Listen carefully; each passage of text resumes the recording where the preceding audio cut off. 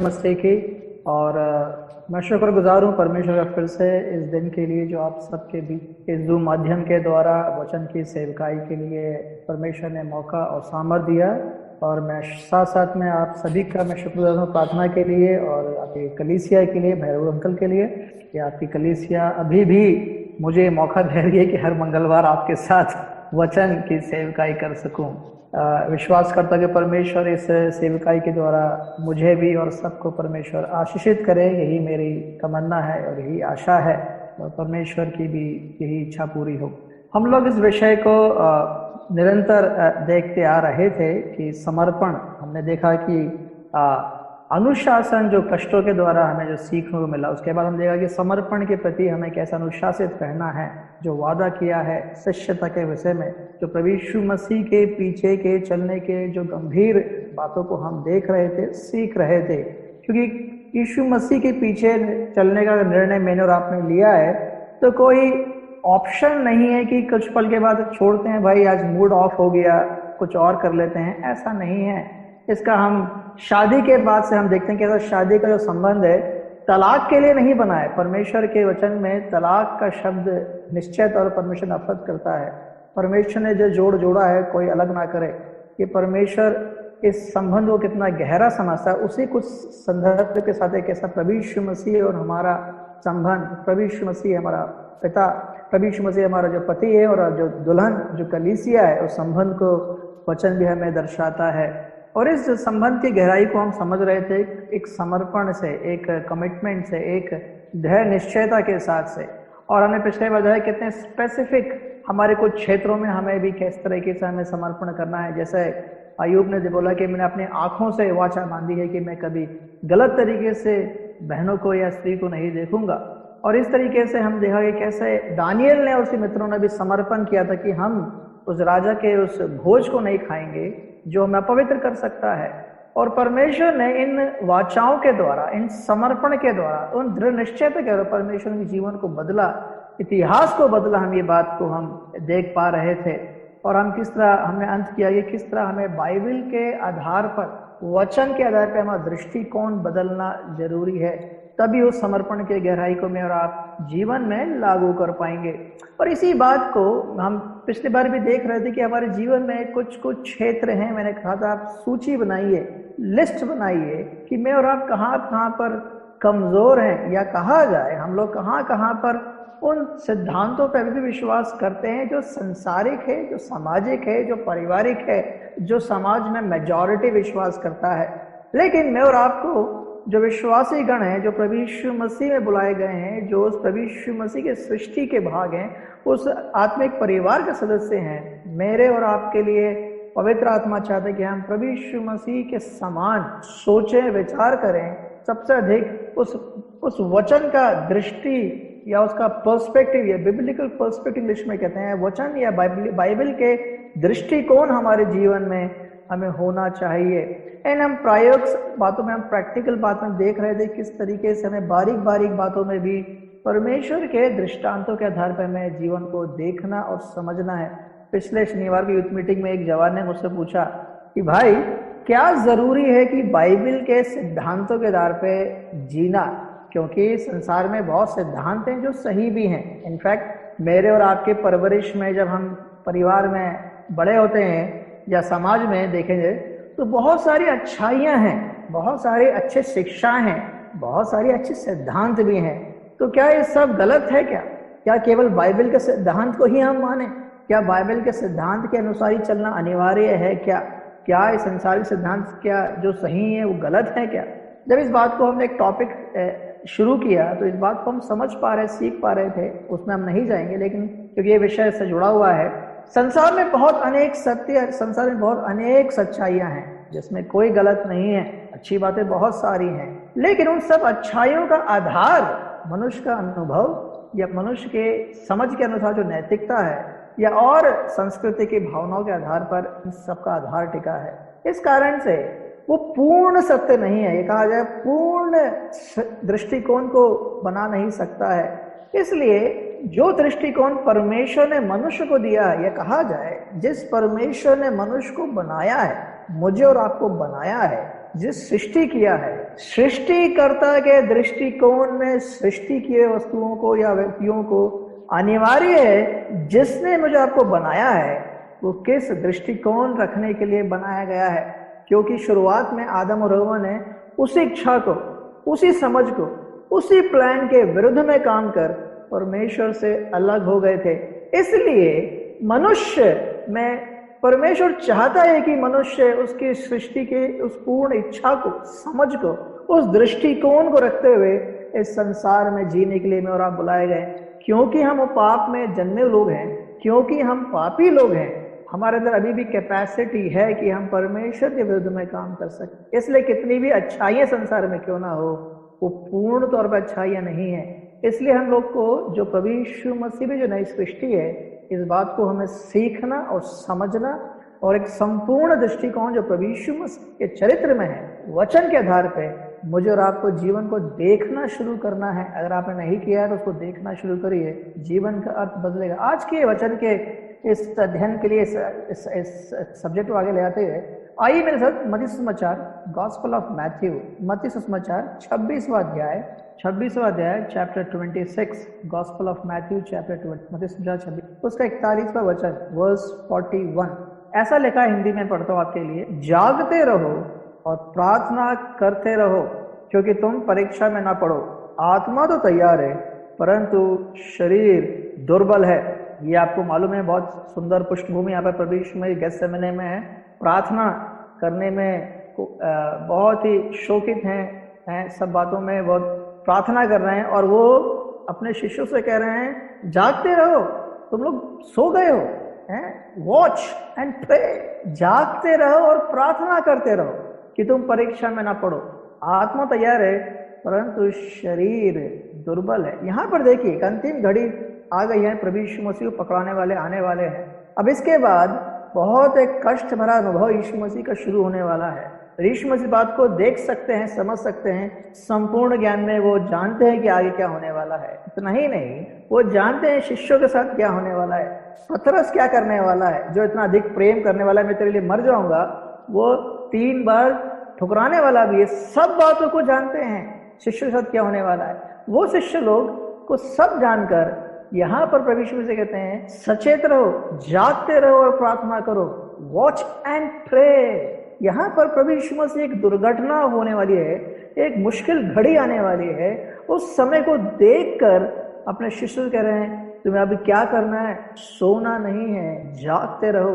Watch, alert, मतलब कहा जाए सचेत रह जाओ, एकदम अलर्ट हो जाओ, आलसपन मत लेके आओ, सो मत जाओ, हल्के मत ले लो।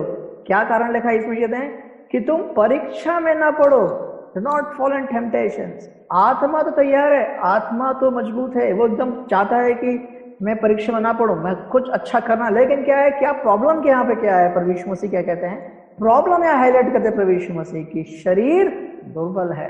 और इस आज का विषय में हम लोग इसी बात को हम ध्यान देने वाले हैं।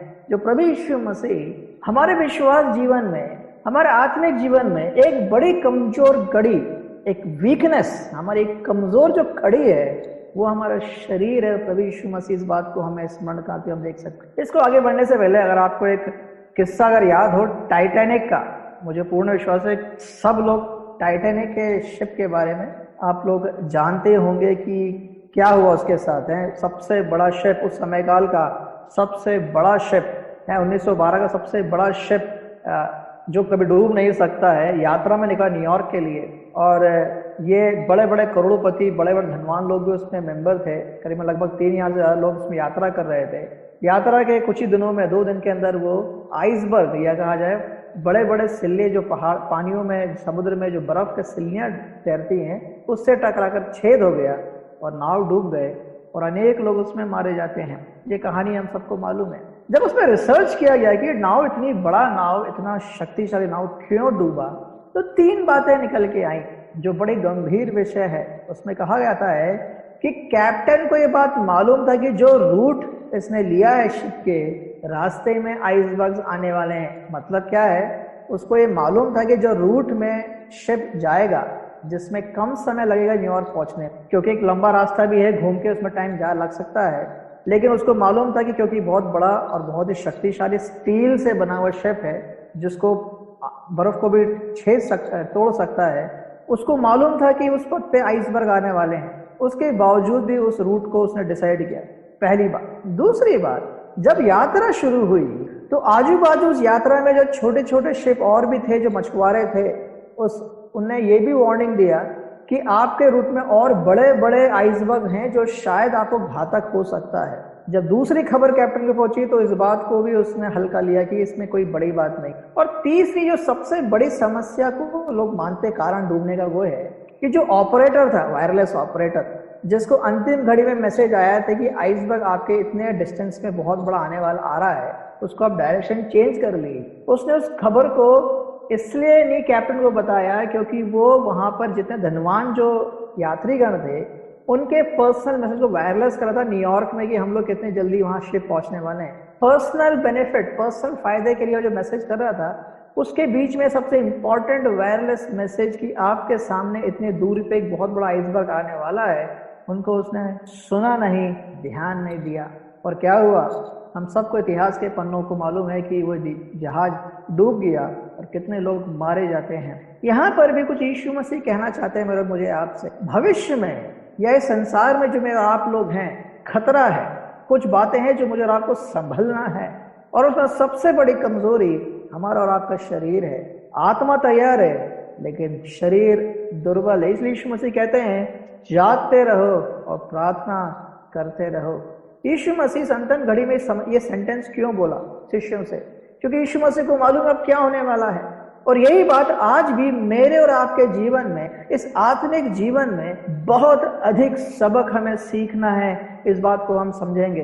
अनेक बार में और विश्वासी गण बहुत हल्के होकर, बिना सचेत हुए, बिना जागते हुए आत्मिक जीवन व्यतीत करते हैं। और जब समस्या आती है, मैंने कहा जब सताव आता है, जब कष्ट आते हैं, जब दिक्कत और परेशानी आते हैं, और इतना ही नहीं, शैतान की तरफ से बहुत सारे जो प्रबोधन है, हमारे शरीर के द्वारा जो उठने वाले पाप के स्वभाव जब आते हैं तो हम परेशान हो जाते हैं और हम हाय हाय करने लगते हैं। और अनेक विश्वासी गण अपने इसी पाप के कारण से गिर जाते हैं और अपनी गवाही नष्ट हो देते हैं। इसलिए मेरे आपको बहुत बहुत सचेत रहना है।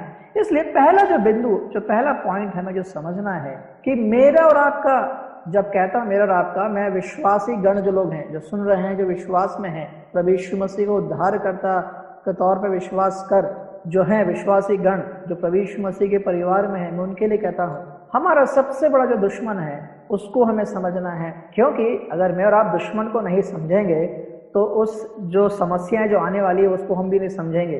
बाइबल बड़े तीन स्रोत, हमारे दुश्मन के जो तीन स्रोत हैं जहां से हमें दुश्मनी या समस्या आ सकती है, वो तीन बातों को वचन पौलुस बड़े सरल तरीके से स्पष्ट करता है। इफिसी की पत्री 2 अध्याय निकाल अगर मेरे साथ, इफिसी की पत्री 2 अध्याय और 1 से लेकर अगर 3 तक हम पढ़ते हैं, पौलुस इफिसी की कलीसिया के लिए बड़ा ही प्रमुख ये पत्री है और इसमें बहुत सारी सुंदर बातें पौलुस लिखता है। और यहाँ पर जब 2 अध्याय में आता है तो पहले से 3 वचन में क्या लिखा है? और उसने कहा, उसने तुम्हें भी जिलाया जो अपने अपराधों और पापों के कारण मरे हुए थे, जिनमें तुम पहले इस संसार की रीति पर और आकाश के अधिकार के हकीम अर्थात उस आत्मा के अनुसार चलते थे, जो अब भी आज्ञा ना मानने वालों में कार्य करता है। इनमें हम भी सब पहले अपने शरीर की लालसाओं में दिन बिताते थे और शरीर और मन की मनसाएं पूरी करते थे और लोगों के समान स्वभाव से ही क्रोध की संतान थे। यहाँ पर 3 बातें पौलुस स्पष्ट कहता है। क्या है? पहला, जो हमारा दुश्मन है, जो हमारे जो प्रलोभन है, जो पाप के प्रति आकर्षित है, वो 3 बातें हैं। पहला है संसार, जिस संसार में और आप रहते हैं, द वर्ल्ड, जिस समय में हम रहते हैं, जिस संसार में हम रहते हैं, जिस समाज में हम रहते हैं, जिस संस्कृति में हम रहते हैं, जो हमारे इर्द गिर्द जो है, पहला वहां एक हमारी समस्या है। दूसरा कहा है कि हमारे शरीर जो मेरे और आपके साथ है उसमें एक समस्या है। और तीसरा कारण है शैतान खुद इस जगत में प्रभुता करता घूम रहा है, उस जो आकाश का दिया अधिकार के हकीम अर्थात उस आत्मा के अनुसार चलते हैं, इस संसार को चला रहा है, वो हमें भी समस्या खड़ा कर सकता है।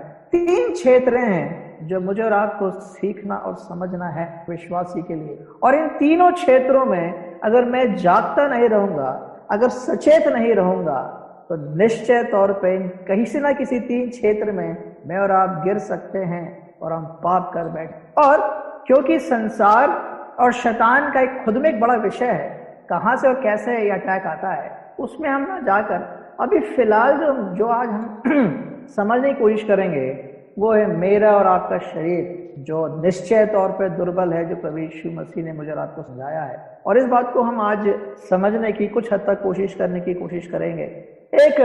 एक बड़ा महान फिलोसोफर या आध्यात्मिक आदमी जो सिद्धांतों को बनाने वाला, वो एक रिसर्च पे निकला। उसने अध्ययन करना शुरू किया कि मनुष्य का सबसे बड़ा दुश्मन कौन है। तो उसने किताब लिख डाली, और जब किताब लिख रहा था उसने बोला शायद मनुष्य का दुश्मन उसके परिवार वन है, समाज है, संस्कृति है, भाषा है, परवरिश है।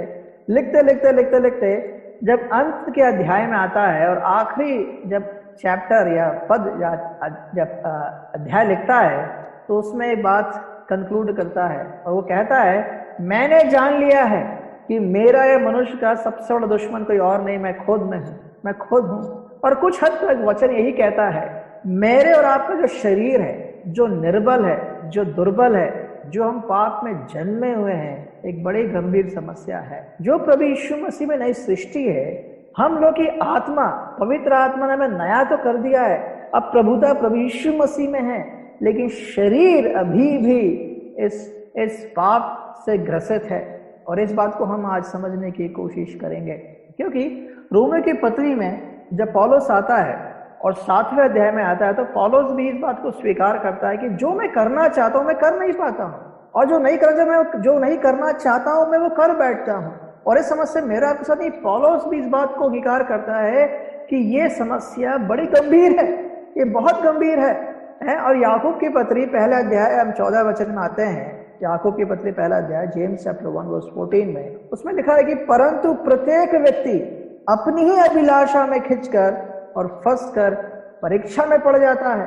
परीक्षा मतलब यहाँ टेम्पटेशंस, ट्रायल्स नहीं, क्योंकि हिंदी में दोनों शब्द एक जैसे से कंफ्यूज मत होजिए। इंग्लिश में जो टेम्पटेशन है, जो हमारे पाप के कारण से हमारी परीक्षाएं उत्पन्न होती हैं, हमारे ही अपने ही अभिलाषा में खिंचकर, मतलब किसी और के नहीं, अपने ही अभिलाषा में खिंचकर हम फंस कर उस परीक्षा में फंस जाते हैं। और याकूब कहता है एक बड़ी गंभीर समस्या है। इसलिए अपने आप को, अपने शरीर की दुर्बलता को समझना शुरू करें। और इसलिए प्रभु यीशु मसीह शिष्यों से कहते हैं जागते रहो, बी वॉचफुल एंड प्रे, क्योंकि समस्या शरीर में है।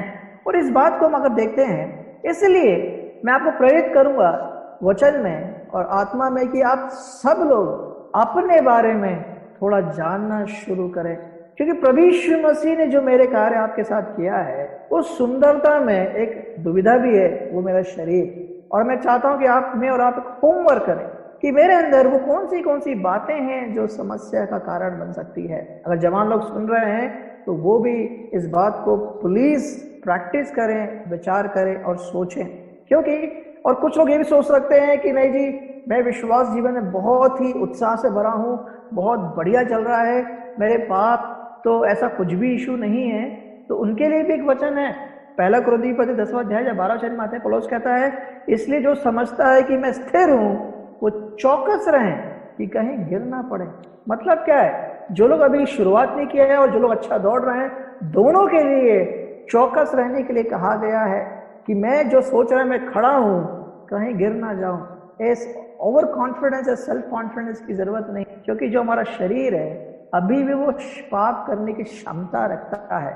लेकिन आपको बस समझना है इस बात को कि ये जो पाप जो समस्या है, इस बात को शैतान के बारे में पतरस कहता है। पहले पतरस में जाते हैं 5वें अध्याय में, पहले पतरस का 5वें अध्याय में आते हैं, 8वें में लिखा है सचेत हो और जागते रहो, क्योंकि तुम्हारा विरोधी शैतान गरजने वाले सिंह की नाई इस खोज में रहता है कि किसको फाड़ खाएं। सी देखिए, शैतान तैयार है किस तरीके से आपको चीर फाड़ खा दे। इसलिए कहता सचेत हो, जागते रहो, ये पतरस कह रहा है अपना अनुभव से। उसको बात यीशु मसीह कई बात स्मरण आई कि यीशु मसीह ने कहा था पतरस जागते रहो और प्रार्थना करो। और पतरस जब अपने अनुभव से जब वृद्ध अवस्था में आता है, जब पत्री लिखता है, तो इस बात को स्मरण करता है कि प्रभु यीशु मसीह कितने सही थे। सचेत रहो और जागते रहो, क्योंकि मुझे इस वचन में क्यों बढ़ना है और क्यों सचेत रहना है। इस बात को लेके पौलुस भी इस बात को स्मरण कराता है कि हमें किस तरीके से अपने इस शरीर में रहकर, इस शरीर कमजोरी को समझकर मुझे और आपको सचेत रहने के लिए कहा गया है। आपको ये बात मैं स्मरण कराना चाहता हूँ कि मैं और आपको समझना है पाप की जो प्रभुता खत्म हो गई है। मतलब क्या है, हम जब प्रभु यीशु मसीह में नहीं थे तो शैतान इस पाप की तरफ प्रभुता हमारे में क्या करता था, राज किया करता था। जब मैं प्रभु यीशु मसीह में, अब हम लोग जो नई सृष्टि बन गए हैं, जिस उद्धार के अनुभव में आने के बाद जो नई सृष्टि भी हमारे जीवन में आई है, जो उस पाप का जो सामर्थ्य है, पाप का जो डंग है, जो शैतान का जो सामर्थ्य है, जो प्रभुता हमेशा खत्म हो चुका है। प्रभु यीशु मसीह ने क्रूस पर हमेशा के लिए वो शैतान की सबसे शक्तिशाली जो हथियार है, जो मृत्यु है, जो पाप के कारण से, उसको हरा दिया है प्रभु यीशु मसीह के पुनरुत्थान के कारण से। प्रभु यीशु मसीह ने जय हुए हैं, ही इज विक्टोरियस। प्रभु यीशु मसीह जयवंत हुए हैं उस पाप के, उस प्रभुता के ऊपर, उस शैतान पर उसने विजय प्राप्त कर लिया है। अब जो प्रभु यीशु मसीह में है, नई सृष्टि है। अब हमें पाप राज नहीं कर सकता है, शैतान हमें ऊपर राज नहीं कर सकता, कि पवित्र आत्मा हम पे और आपको राज करता है। लेकिन हमारा जो प्रकृति है, I will say the nature of body, या शरीर का जो प्रकृति है, द नेचर ऑफ बॉडी अभी बदला नहीं है।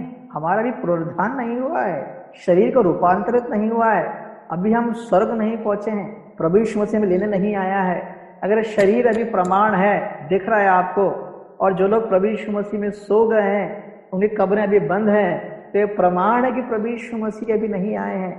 हमारा भी रूपांतरित नहीं हुआ है, शरीर अभी बदला नहीं है, अभी हमें स्वर्गीय शरीर अभी मिला नहीं है।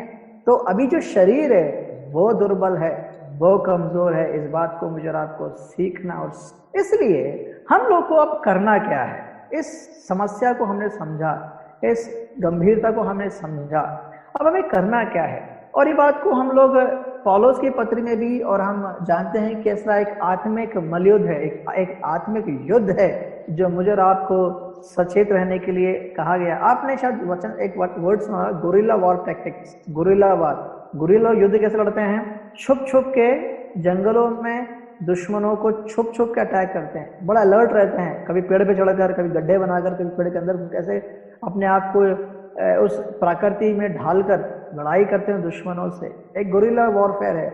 इसलिए शैतान भी कुछ हमारे इस आत्मिक जीवन में जब खुल्लम खुला युद्ध लड़ता है, संसार के तौर पे, शरीर के तौर पे, या इस हमारे अभिलाषाओं के तौर पे जब प्रलोभन आता है, तो मुझे और आपको भी कुछ डिफेंस सिस्टम, या कहा जाए हमें कुछ सामना करने के लिए परमेश्वर ने दो प्रमुख बातें दिया है। दो प्रमुख बातें, मैं उस विषय पर नहीं आता जहाँ पे एक विश्वास का टोपा जो सारे जो एक सोल्जर को पहनना है, उस पर बहुत जरूरी है। उन सब के साथ, कि वहाँ पे खुद में एक बड़ा अध्ययन है, आज समय के परिधि कारण से हम उसमें नहीं जाएंगे। लेकिन आज हम जो दो बातों को, हम इस बात को, जो दो हथियार हैं, जो दो वेपन्स हैं, उसको हम आज देखकर इस विषय को ही समाप्त करेंगे। दो बातें, बाइबल में सारी आत्मिक सेवकाई रुक जाएंगी, आपको मैं कहना चाहता हूँ। अन्य भाषा की सेवकाई शुरुआत में थी और वक्त के साथ वो भी खत्म हो गई। भविष्यवाणियां भी वक्त के साथ ढलती चली गई। बहुत सारे जो पवित्र आत्मा के जो फल है, जो आत्मिक सेवकाई के लिए दिए हैं, वो धीरे धीरे वक्त के साथ ढल जाएंगे। लेकिन दो बातें कभी भी नहीं रुकने वाली, और वो दिन रात करने के लिए विश्वासी गणों के लिए वचन प्रेरित करता है। पहला है वचन में मनन करना, और दूसरी बात है प्रार्थना में लगे रहना।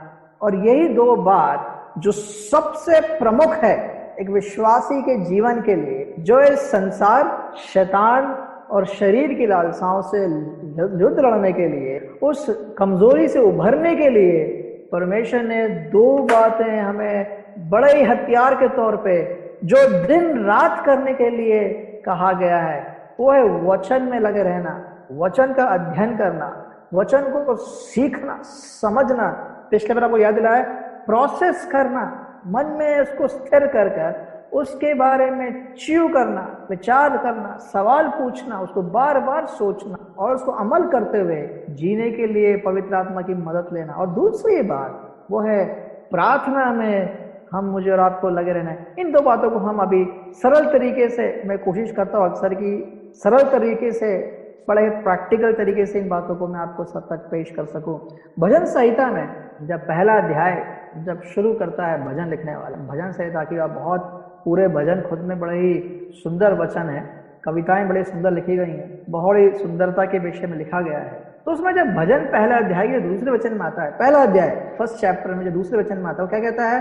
परंतु वो तो यहोवा की व्यवस्था से प्रसन्न, किसके बारे में लिख रहा है? धन्य है वे, उस विश्वासी, उस व्यक्ति के बारे में लिखता है। भजन लिख शुरुआत करता है जो प्रभु में आनंदित है। क्या लिखता है? परंतु वो तो यहोवा की व्यवस्था से प्रसन्न रहता और उसकी व्यवस्था पर रात दिन ध्यान करता रहता है। कैसे वो प्रसन्न रहता है? परमेश्वर पर, यहोवा पर, उसकी व्यवस्था पर, परमेश्वर की व्यवस्था पर, परमेश्वर की कही हुई बातों पर, परमेश्वर कही हुए वचनों पर वो रात और दिन ध्यान करता रहता है। ओके, रात और दिन का जो प्रयोग बाइबल में दर्शाता है कि हमेशा 24/7 आजकल का युग है। आजकल देखिए कुछ चीजें 24/7 सर्विस प्रोवाइड की थी कुछ जगहों पर, कस्टमर सर्विस 24 घंटे 7 दिन आपके साथ लगे हुए हैं। आप रात के 2 बजे कॉल करिए एयरटेल में, आपको कोई ना कोई आपको रिस्पॉन्ड करेगी, आपका मोबाइल क्यों नहीं चल रहा है, क्यों इंटरनेट नहीं चल रहा। मतलब 24 घंटे 7 दिन, साल के 365 दिन, कोई छुट्टी नहीं, कोई ना कोई आपकी सेवा के लिए संसार में अब समय आ गया है। जैसे इंटरनेट सेवा है, हर आदमी 24 घंटे चाहता है। और यहाँ पर वचन कह रहा है तुम दिन रात, मतलब क्या है? 24 घंटे और 7 दिन, मतलब क्या है? ऐसा कोई हॉलिडे नहीं है, छुट्टी नहीं है। अब आप बोलेंगे भाई साहब कैसे एक व्यक्ति 24 घंटे, नहाना है, खाना बनाना है, कपड़े धोने हैं, स्कूल जाना है, कॉलेज करना है, जूम मीटिंग करनी है, पता नहीं क्या क्या नहीं करना है जीवन में रहने के लिए, 24 घंटे में हम गिर पड़ के 6-7 घंटे सोते हैं और बाकी तो बचे 20 बाकी के 18-19 घंटे तो काम करना है। और इस 24 घंटे में आप सोच रहे कि हम कैसे मनन कर सकते हैं, ये प्रैक्टिकल नहीं है। अगर ऐसा कुछ आप, मैं और आप मानते हैं तो फिर वचन गलत है। नहीं, ये तो आप मान नहीं सकते, वचन कैसे गलत होता है? तो फिर कौन गलत है मुझे पता नहीं। लेकिन एक बात आपको प्रेरित करना चाहूंगा, वचन पे ध्यान 24 घंटे दिन और रात करने के लिए क्यों? उसका मतलब समझ, मतलब क्या है? कॉन्शियस, जब आप जागे हो, जब आपका मन, आप और मैं जब सुबह उठते हैं तो जो पहला काम है वचन पे अध्ययन करना। केवल अध्ययन मतलब रीड करना नहीं है, किताब पढ़ ली 2 लाइन पढ़ ले, नहीं है, उस पर सोचना।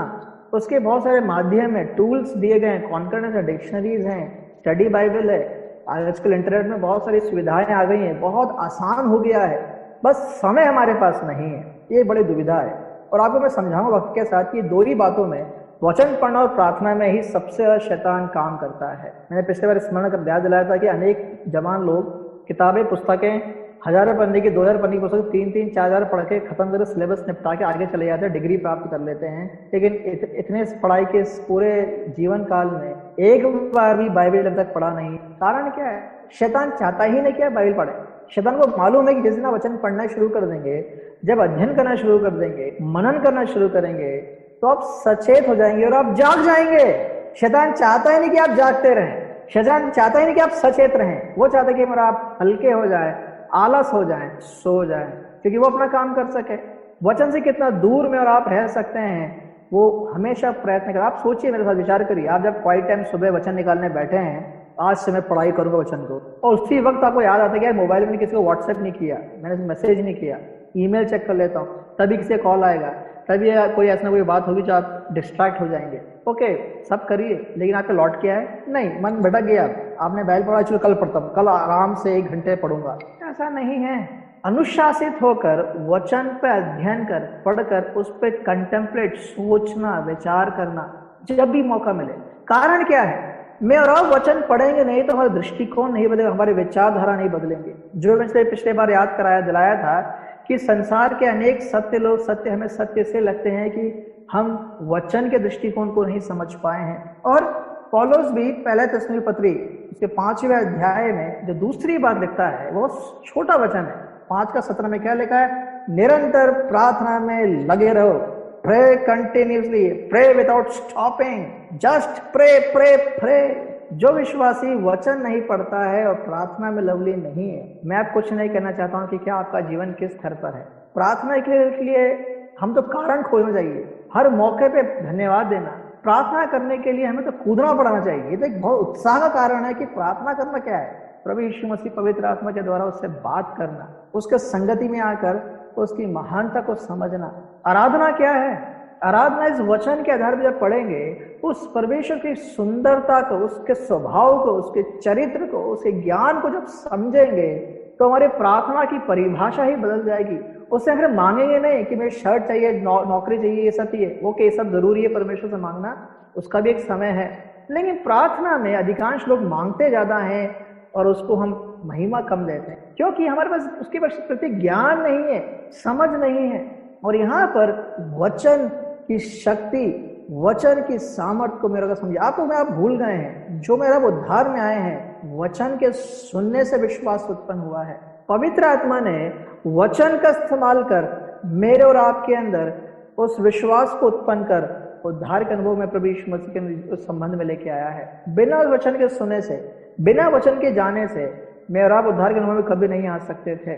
विश्वास सुनने से उत्पन्न होता है, रोमी पत्री में साफ साफ स्पष्ट लिखा हुआ है। मतलब क्या है? वचन की सेवकाई जब कोई करता है या आप सुनते हैं, उस व्यक्ति पे ध्यान मत दीजिए, वचन के उस कंटेंट, पवित्र आत्मा के उस वचन के कंटेंट को समझिए। आप उस वचन की सच्चाई को लेना शुरू करिए, समझना शुरू करिए, प्रोसेस करना शुरू करिए और पवित्र आत्मा के अधीन में रहकर प्रार्थना में लग रहने के लिए और आप बुलाए गए हैं।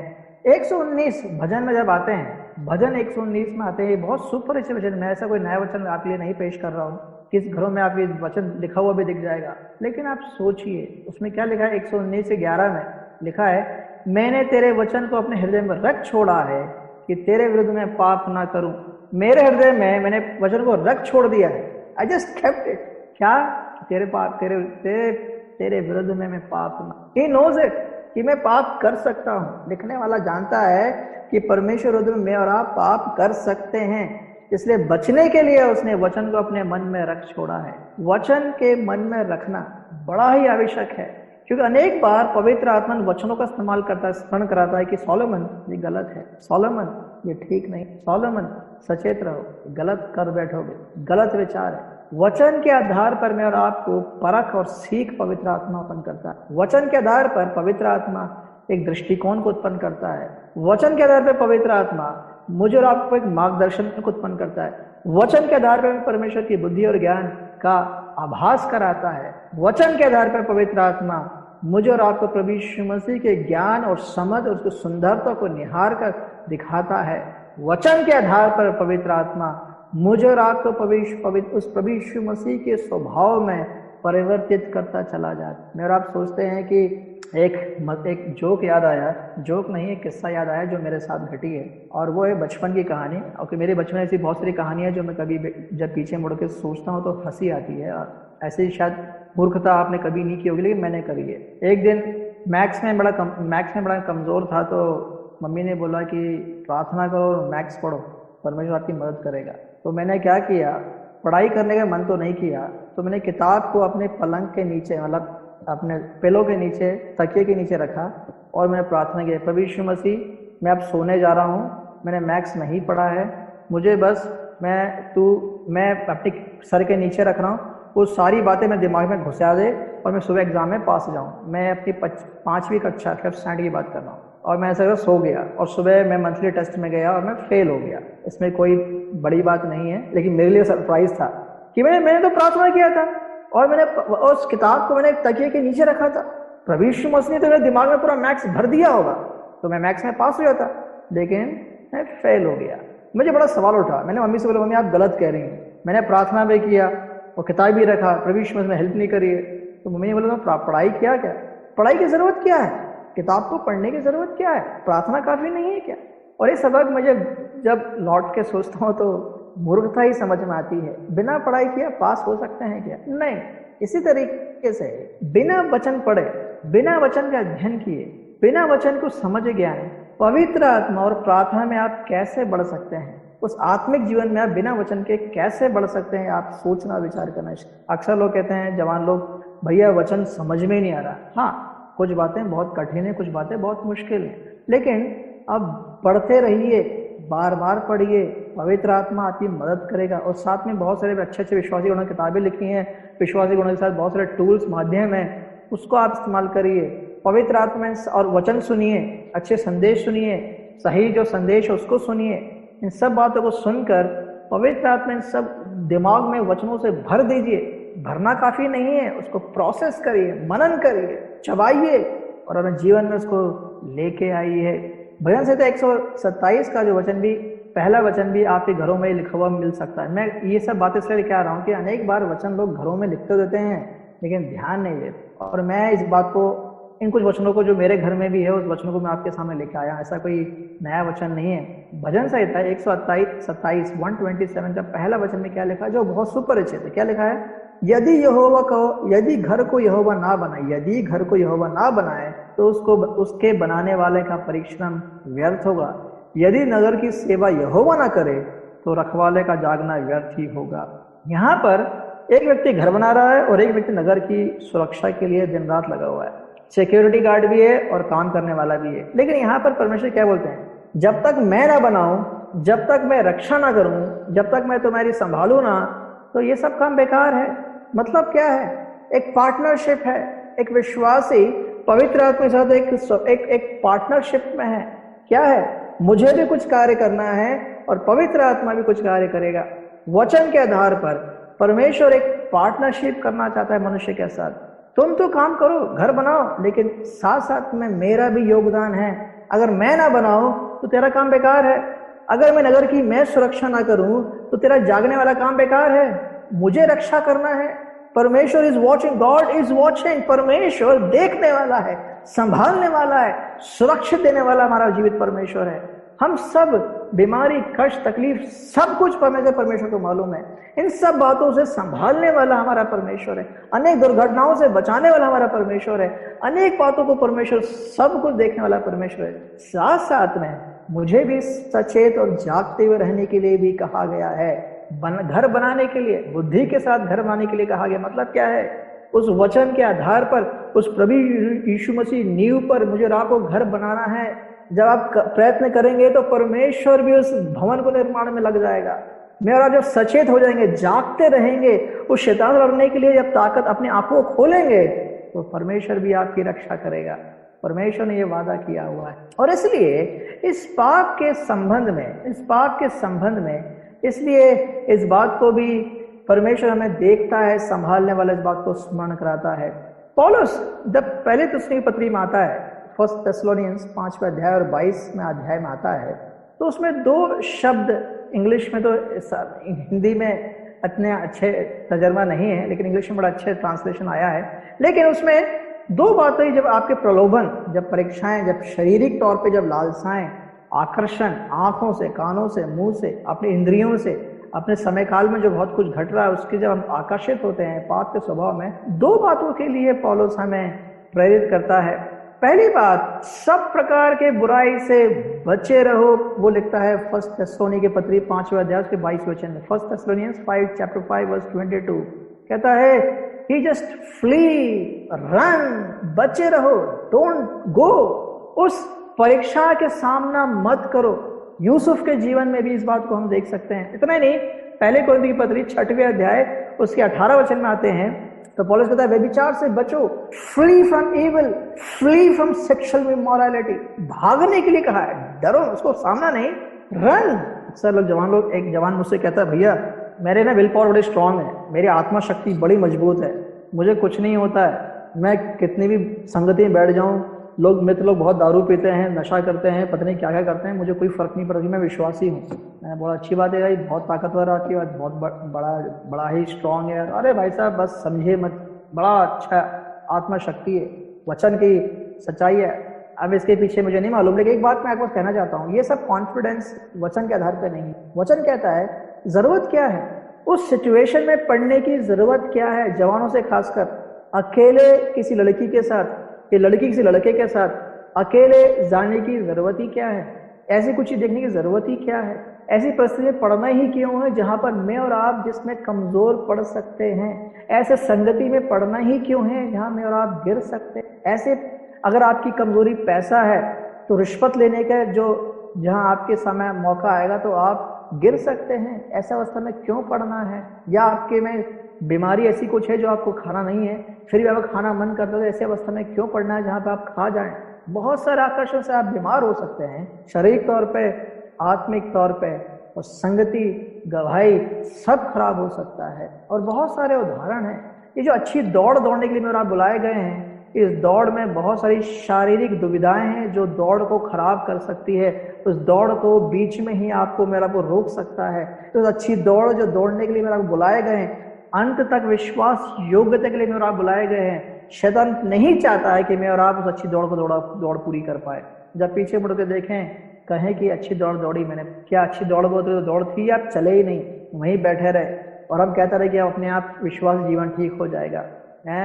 तिमोथी की पत्री, दूसरी तिमोथी की पत्री में जब पौलुस तिमोथी से कहता है जवानियों के अभिलाषाओं से भाग, flee from all the desires of the youthful, अपने जवानी के अभिलाषाओं से भाग, सामना नहीं करने, भागने के लिए कहा है। यूसुफ भी इस अवस्था में गिरा था जब पोतीफर की पत्नी ने उसको पकड़ा तो अपने कपड़े छोड़ के भागा। वहां पे कोई काउंसलिंग नहीं करा था उसकी कि अरे तुम अकेली हो, तुम परेशान हो, तुम दुखी हो, तुम्हारा मन थोड़ा ठीक नहीं है, तुम्हारा मन ठीक करो। वहां पर यूसुफ काउंसलिंग नहीं कर रहा था, वहां पर वो मदद नहीं कर रहा था। हम लोग अनेक बार मदद करने बहुत जल्दी पहुंच जाते हैं, काउंसलिंग करने बहुत जल्दी पहुंच जाते हैं, क्योंकि हमारे पास बहुत एडवाइस बहुत देने के लिए, हमारे पास बहुत सारे एडवाइजर्स हैं। अरे ऐसा मत करो, वैसा मत करो। आप लोग सोचिए, एडवाइस देना बड़ा खतरनाक काम है। किसको दे रहे हैं आप लोग? बहनें बहनों से बात करें, भाई भाइयों से बात करें जब दुख बांटे। अनेक बार हमारी मनसा अच्छी होती है लेकिन हम उस परीक्षा में गिर पड़ते हैं। यूसुफ वहां से भागा, कपड़े छोड़ के भाग गया। अरे नहीं चाहिए कपड़े मेरे को भी, भागा। कारण क्या है? He understands the problem. वहां जितना लंबा रहूंगा मैं भी गिर सकता हूं इस बात को, और मैं परमेश्वर के विरुद्ध में पाप कर बैठूंगा और उस मालिक के प्रति मैं वफादार नहीं रहूंगा। इन दो बातों को जानकर यूसुफ भागा और पौलुस ने भी इस बात को भागने की। और इसलिए अंत में एक बात मैं कहकर समाप्त करना चाहूँ, वचन और प्रार्थना में ही मेरा और आपकी सुरक्षा है, सेफ्टी। इस खतरे के समय में, संसार में खतरा है, हमारे शरीर में खतरा है, शैतान हमेशा हमारे इस भूखे शेर के समान चीर फाड़ने के लिए तैयार है। मुझे और आपको सुरक्षा उस वचन और पवित्र प्रार्थना में लगे रहने के लिए कहा गया है।